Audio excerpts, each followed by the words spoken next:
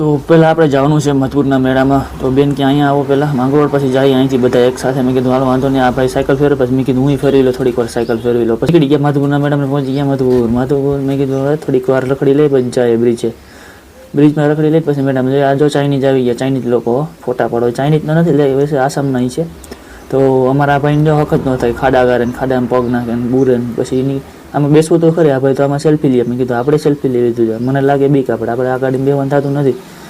મને એવું લાગે છે આ ચાઇનીઝ લોકો તો કંઈ ઉઠ જ નહીં જોયા હોય ને, પણ છે તો આપણે ભારતીય પણ અહીંના આસામ બાજુના છે, પણ જો ઉતરતા જ નથી. આમ ફેરો એક આવો ને એક જાય છે, એક ચડે એક ઉતરે છે. તો આપણે હવે બ્રિજમાં તો રખડી લીધું. તો મેં કીધું હવે આટો મારી ભાગ્ય મેળામાં. તો હે ને પાર્કિંગમાં મૂકી દઈ ગાડી. હવે ગાડી જો એટલું પાર્કિંગ છે, આટલું ટ્રાફિક નથી અત્યારે, તો સાંજ પડે જ થાય. મિત્રો આપણે મધુપુરના મેળામાં પહોંચી ગયા છીએ. મધુપુરનો મેળો 2000 પછી તમારું હાર્દિક તો સ્વાગત કરે છે. તો મિત્રો અમે આ ગેટની અંદર થઈ ગયા છે અત્યારે, એટલે ટ્રાફિક છે નહીં. અને તો વિડીયો પાર્ટ 2 જોતા આવજો આગળ.